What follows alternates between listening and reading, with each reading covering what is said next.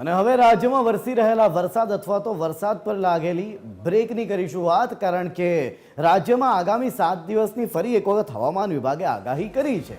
Thunderstorm એક્ટિવિટીની સાથે વરસાદની આગાહી કરાઈ છે, ગાજવીજ સાથે વરસાદની આગાહી કરાઈ છે અને આ આગાહી છેલ્લા 3 દિવસથી થઈ રહી છે, પણ છેલ્લા 2 દિવસમાં રાજ્યમાં વરસાદનું જોર ઘટ્યું હોય હાલ એમ પ્રતીત થઈ રહ્યું છે। રાજ્યમાં આજે ભારે વરસાદની આગાહી કરાઈ હતી। બનાસકાંઠા, અરવલ્લી, મહીસાગર, દાહોદમાં ભારે વરસાદ વરસવાની શક્યતાઓ હતી, પણ એટલો ભારે વરસાદ વરસ્યો નથી।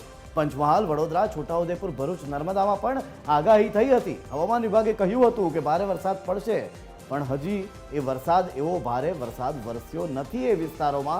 પણ એ છતાં આજે हवामान विभागे शू करी आगाही ये सांभळी लीजिए। आज के लिए जो वार्निंग है, स्क्वाली वेदर,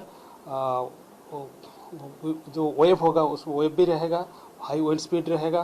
विंड स्पीड रहेगा 45 to 55 kilometre, gusting to 65 kilometre प्रति घंटा में रहेगा आज के लिए 1 जून।